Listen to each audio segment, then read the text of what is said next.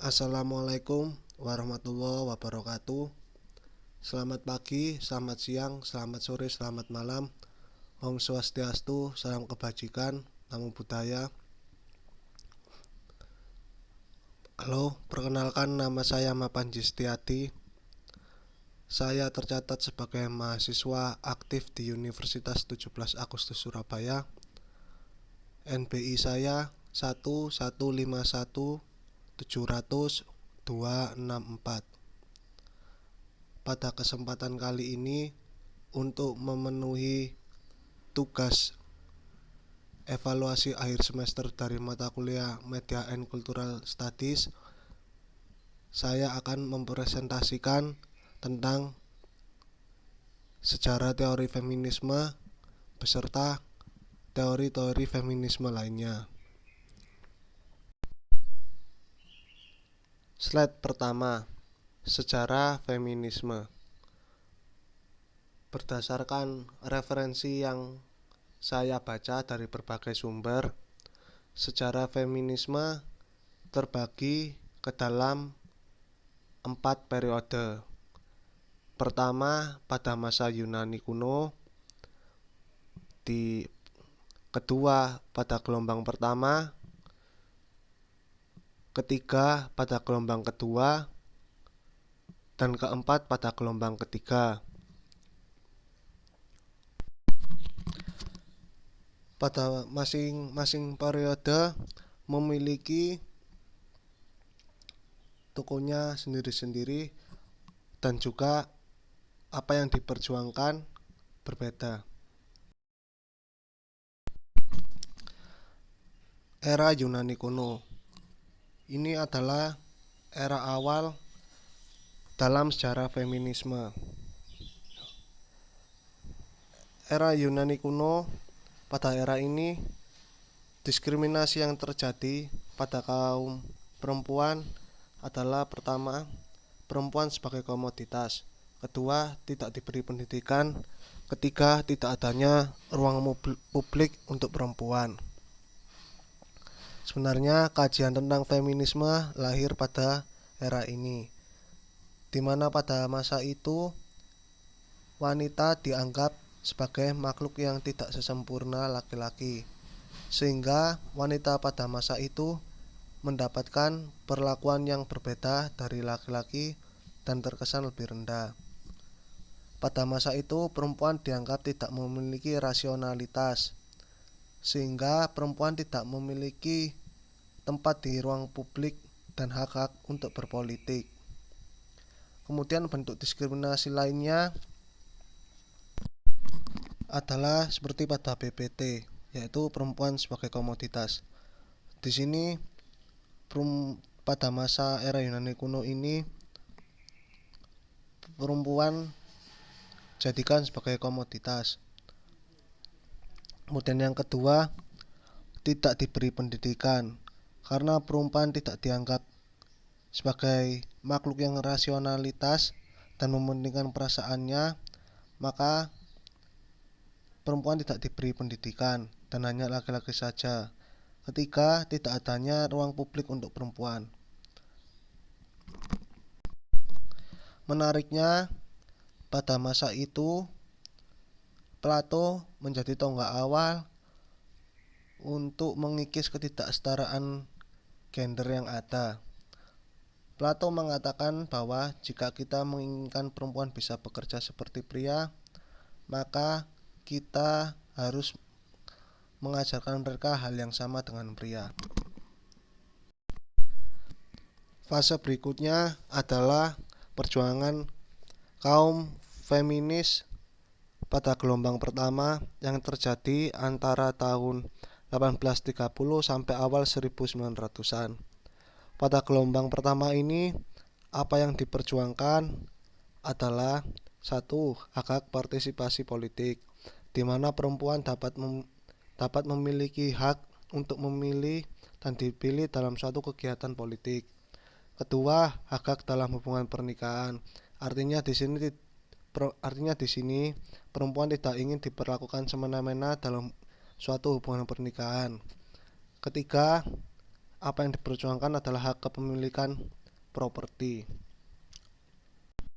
Tokoh yang populer pada gelombang pertama yaitu Mary Wollstonecraft dan suffragettes. Kemudian fase berikutnya adalah pada gelombang kedua yang terjadi pada tahun 1960 sampai 1980-an. Gelombang kedua memperjuangkan hak-hak kesetaraan gender. Pada gelombang kedua ini, apa yang diperjuangkan adalah jadi pada masa itu ketidaksetaraan gender masih kuat, sehingga masih ada stereotip pada perempuan yang bersifat negatif, yang merugikan dan memojokkan perempuan itu sendiri. Jadi gelombang kedua memperjuangkan hak kesetaraan itu. Tokoh yang populer dari gelombang kedua sendiri adalah Betty Friedan. Kemudian gelombang ketiga yang terjadi pada tahun 1990 sampai 2000-an. Apa yang diperjuangkan oleh gelombang ketiga merupakan penyempurnaan dari gelombang pertama dan gelombang kedua, di mana pada gelombang ketiga mengkritik apa yang diperjuangkan oleh gelombang pertama dan gelombang kedua yang dianggap tidak tepat sasaran, dengan hanya memperjuangkan hak-hak kaum mayoritas, sedangkan wanita dari kaum minoritas belum memiliki hak-hak yang sama. Contoh wanita dari kaum minoritas adalah pada kaum wanita kulit hitam, kaum wanita buruh, kaum wanita difabel, kaum wanita lesbian, kaum wanita biseksual, dan kaum wanita transgender. Tokoh pada gelombang ketiga yang populer adalah Judith Butler, kemudian Rebecca Walker, dan tokoh-tokoh lainnya. Setelah kita membahas tentang sejarah dari feminisme, kemudian kita akan membahas tentang teori utama feminisme yang terbagi dalam 3 teori yang sering digunakan. Pertama, teori liberal, kedua, teori radikal, ketiga, teori marxisme. Pada masing-masing teori terdapat karakter yang berbeda. Seperti pada teori liberal yang menekankan pada kebebasan.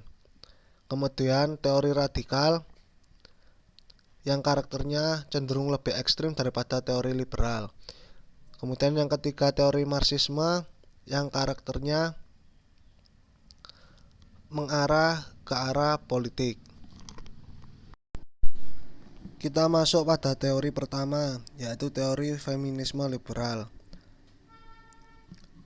Menurut Rouch mengatakan bahwa manusia merupakan makhluk yang memiliki kemampuan bernalar, berorientasi kepada kesejahteraan, menginginkan pemerintah turun tangan dalam perekonomian, bantuan kesehatan, jaminan sosial, dan bantuan untuk keluarga dan anak. Kemudian Wollstonecraft mengatakan pada abad ke-18 bahwa apa yang diperjuangkan Wollstonecraft adalah pendidikan yang setara antara perempuan dan laki-laki. Pada abad 19, Angela Davis memperjuangkan persamaan hak-hak laki-laki dan perempuan. Kemudian pada abad ke-20, Frida mengatakan bahwa laki-laki dan perempuan dapat bekerja sama. Teori berikutnya adalah teori feminisme radikal. Jadi pada teori feminisme radikal ini telah sampai ke tingkat yang lebih ekstrim daripada teori feminisme liberal.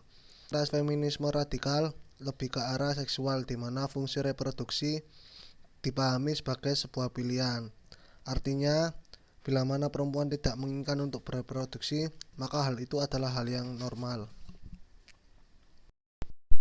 Yang terakhir adalah teori feminisme Marxis.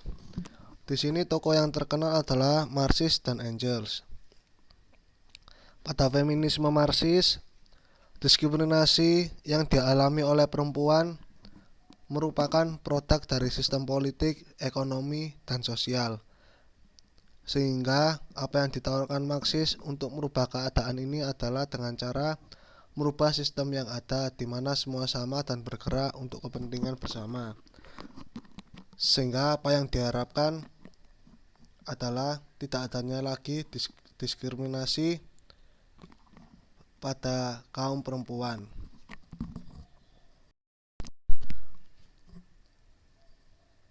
Terima kasih telah mendengarkan dan melihat presentasi saya.